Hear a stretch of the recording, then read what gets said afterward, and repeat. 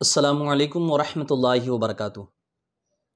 नाज़रीन, आज मैं अपने जवाबात की दूसरी कड़ी और दूसरा एपिसोड लेकर आया हूँ, जिसमें उन 26 आयतों में से पहली आयत पर आज तबसरा करूँगा, जिन आयतों पर वसीम रज़वी उर्फ़ जितेंद्र नारायण त्यागी ने सवाल किया था और कहा था ये जिहाद वाली आयतें हैं।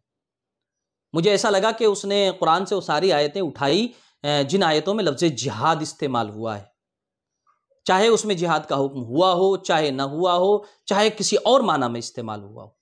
खैर, तो जैसा कि मैंने वादा किया है कि इन तमाम आयतों पे एपिसोड वाइज गुफ्तगू करूँगा, रोशनी डालूँगा।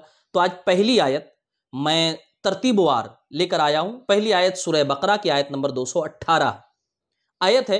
अल्लाह तबारक व तआला फरमाता है, इन्नल्लज़ीना आमनू वल्लज़ीना हाजरू वजाहदू फी सबीलिल्लाह उलाइका यरजूना रहमतल्लाह वल्लाहु गफूरुर रहीम।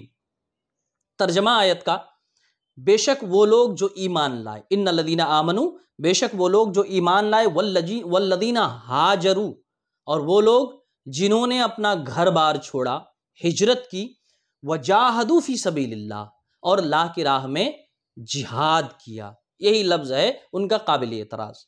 आगे फरमाता है अल्लाह, उलाइका यरजूना रहमतल्लाह, ये लोग अल्लाह की रहमत के उम्मीदवार हैं, अल्लाह की रहमत से उम्मीद रखते हैं। वल्लाहु गफूर रहीम, और अल्लाह बख्शने वाला और रहम फरमाने वाला है। इस पूरी आयत का खुलासा मैं आपको बताऊं। पहले हिस्से में अल्लाह फरमाता इन्नल्लज़ीना आमनू, वो लोग जो ईमान लाए, वल्लज़ीना हाजरू, और वो जिन्होंने हिजरत की, उसके बाद वजाहदू फी सबीलिल्लाह, अल्लाह की राह में जिहाद किया। तीन बातें अल्लाह तबारक व तआला ने बयान फरमाई मुहाजिरीन मुसलमानों के बारे में, कि पहला तो उन्होंने इस्लाम कबूल किया, अल्लाह के पैगाम को सुना और अल्लाह तबारक व तआला के नबी सल्लल्लाहु अलैहि वसल्लम पर ईमान लाए। और दूसरी बात उन्होंने ये की कि जब उन्हें ईमानो इस्लाम छोड़ने पर मजबूर किया जाने लगा, जब उन्हें मारा पीटा जाने लगा, उन्हें परेशान किया जाने लगा, उनके घर वालों को पीटा जाने लगा, हाजरू, तो उन्होंने हिजरत की, यानी अपना घर, अपनी जायदाद, अपना खानदान सब छोड़ दिया मक्के में और मदीना पहुंच गए, इसलिए ताकि अपने ईमान की हिफाजत कर सके। यकीनन ये बहुत बड़ी कुर्बानी है। फिर उसके बाद जब ये मदीने में भी सताए गए, और जैसा कि आप लोगों को बताया गया कि फिर आयाते जिहाद नाजिल हुई, यानी जिहाद की इजाजत हो गई कि अब तुम जिहाद कर सकते हो। तो जब ये जिहाद, आयते जिहाद नाजिल हो गई, तो फिर इन लोगों ने जिहाद करना शुरू किया। सबसे पहली जंग लड़ी इन्होंने, जंग बद्र।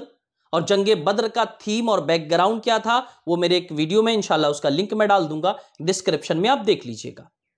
जंग बद्र भी मुसलमानों ने अपनी तरफ से नहीं लड़ी, बल्कि ये भी कुफ्फारे मक्का की तरफ से तैयारी थी और उनके तरफ से ही इस जंग की शुरुआत की गई कि मुसलमानों ने जंग लड़ी। आयाते जिहाद नाजिल होने के बाद उन्होंने ये पहली जंग लड़ी थी, या यूं कहें कि पहली मर्तबा उन लोग मुसलमानों ने तलवारें उठाई थी। तो अल्लाह फरमाता है तीन काम इन लोगों ने किए। क्यों किए? इसलिए कि ये अल्लाह की रहमत के उम्मीदवार है। उलाइका यरजूना रहमतल्लाह, ये वो लोग हैं जो अल्लाह की रहमत से उम्मीद रखते हैं।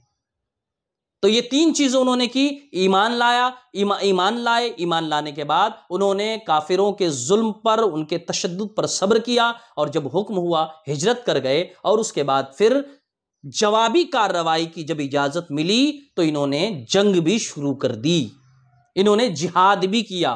जालिमों के जुल्म को दफा करने के लिए, उनके जुल्म का जवाब देने के लिए, और अपने सेल्फ डिफेंस में इन्हें तलवार उठाने की इजाजत मिली और इन्होंने तलवार उठाई। यह है पूरी आयत का खुलासा।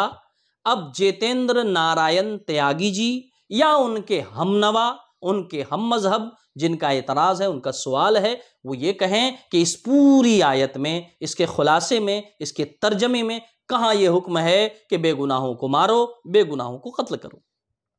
कहीं से कहीं तक इनके फर्जी जिहाद का कोई ताल्लुक इस आयत से नहीं।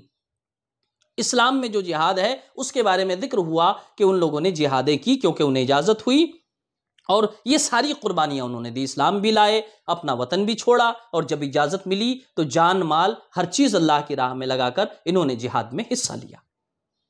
तो ये इस आयत का खुलासा है, या उन 26 आयतों में से आयत जिहाद, पहली आयत जिहाद का हासिल कलाम। अब ये पूरी गुफ्तगू का खुलासा आप लोगों के सामने है, आप फैसला करें कि इन आयतों में कहां पर जुल्म का, तशद्दुद का या आतंक का हुक्म दिया गया।